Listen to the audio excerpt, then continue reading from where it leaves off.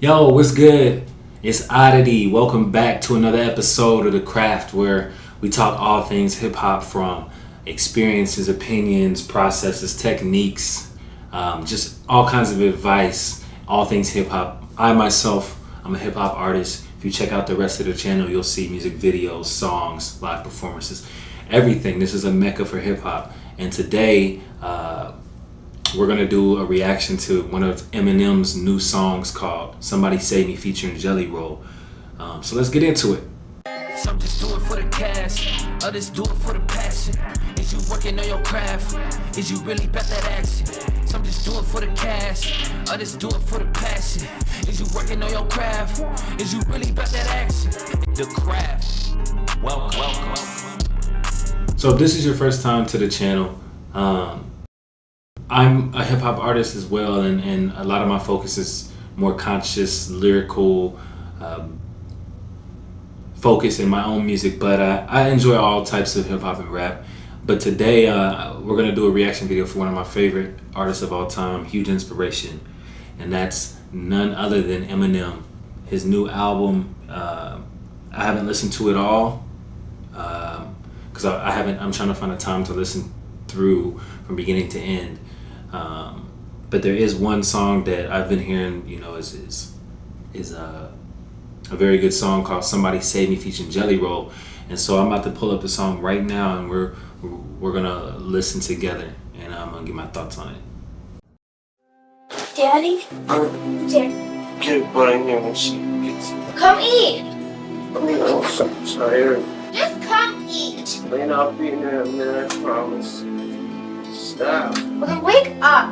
Shut the door. Somebody save me from myself. I've been So already I get it gives me vibes of old Eminem, Slim Shady,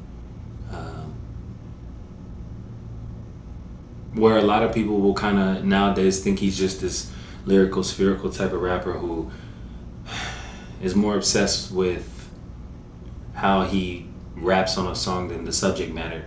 And if you know Eminem, I mean, he's got almost 62 million subscribers on YouTube. That's for a reason. It's not just because, yes, he does have these he does have the braggadocious, silly raps, but he also has songs with substance and meaning. And this one is already starting out that way with his daughter, a sound clip of his daughter, coming in the room wanting him, and he it seems like he's already under the influence. And when 𝙁𝙊𝙇𝙊𝙁 comes in, I'm a huge fan of 𝙁𝙊𝙇𝙊𝙁. He's got an amazing voice, so I'm really hyped to see what the rest of this track brings. living in hell. Another pill as I start the spiral. Message to my daughters, I don't even deserve the father title. Haley, I'm so sorry, I know I wasn't there for your first guitar recital. Didn't walk you down the aisle, missed the birth of your first child. So I love already the transparency that this is what has made Eminem so big. Like we talk about, he has songs where he's going more lyrical, and people might not like him for that, but he also can go into songs where he's being vulnerable, being open, being honest, whether you like it or not, whether it's good or bad. This right now, vintage Eminem talking about sorry how he, basically for the beginning of his daughter Haley's life, he wasn't there because he was so consumed with what comes with being one of the biggest artists in the world. Sweetie, I'm so proud of how you turned out. Sorry that I chose drugs and put them above you. Sorry that I didn't love you enough to give them up how to fuck to. And I love you more than a pill looking up to the ceiling from this floor under wheel. Somebody save me from myself. I spent so long living in hell. I know I said this already, but 𝙁𝙊𝙇𝙊𝙁's got his voice, man, is just like angelic. Like the hook would have already been good no matter who was singing on it, but like 𝙁𝙊𝙇𝙊𝙁, the way he sings it just makes you feel the song even more. It's like it like hits you deep in your heart. And so I think that that was a great choice to put him on the track.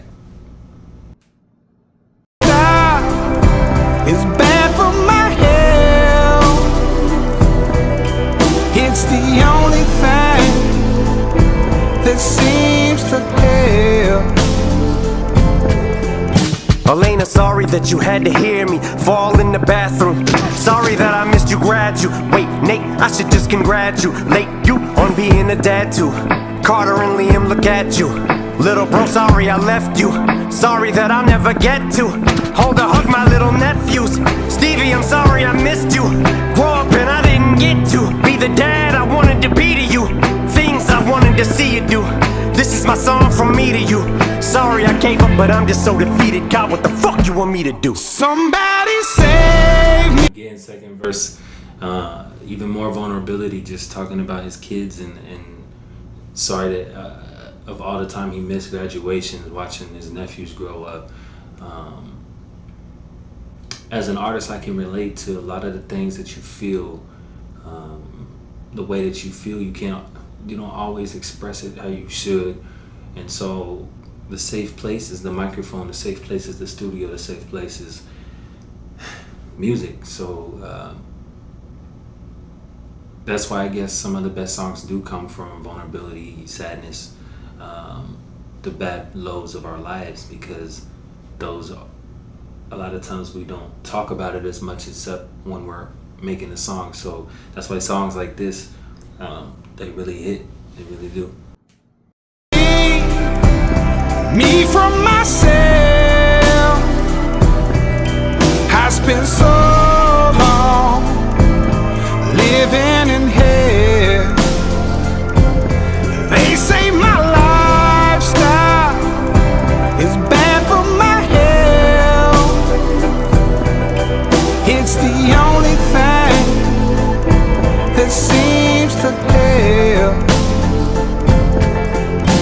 I've been staring at the video of Haley almost daily, of her playing the guitar in hopes maybe that'll give me the power to fight. But the addict in me's a coward. He told me that I can't do it.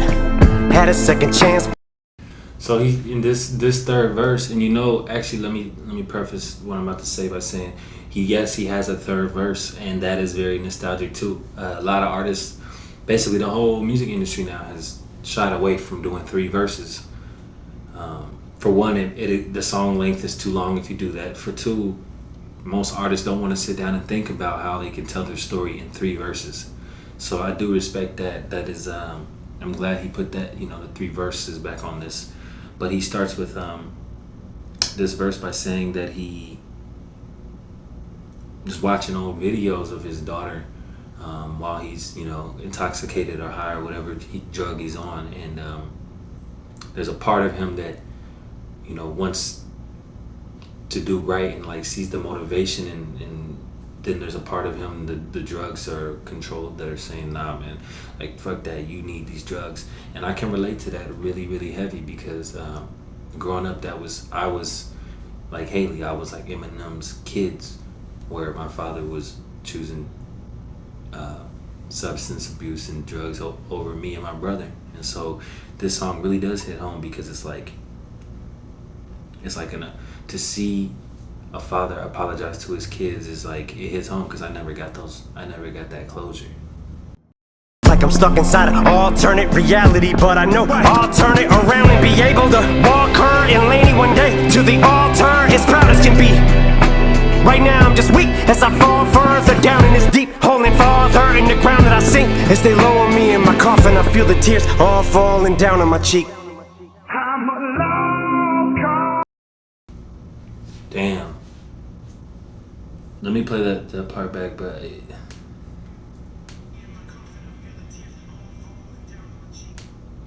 so that, something like, as I'm lowered down in my coffin, I feel the tears fall down on my cheek. So that visual of going 2 ways in life, either fixing it and atoning for your mistakes and shortcomings, or continuing to go down the path that has pulled you further away from your kids. and relationships in general with people, and the thought of like when your life ends, you never atoned, you never made right, you never closed the gap on those relationships. That hits home because you know, with my father, I can picture, you know, at his funeral, like him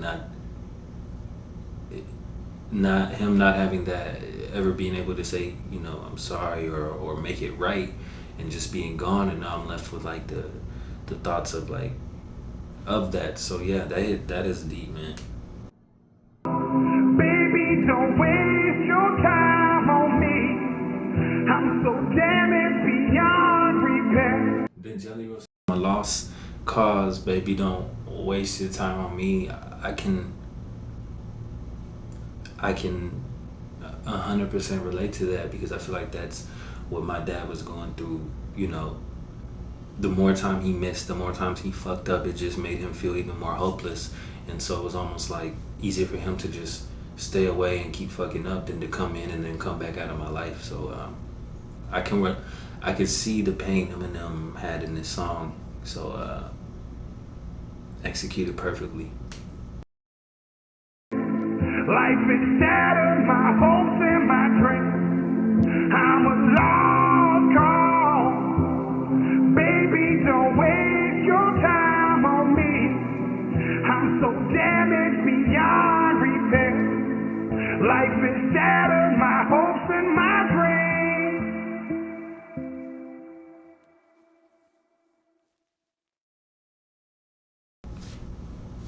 Damaged beyond repair.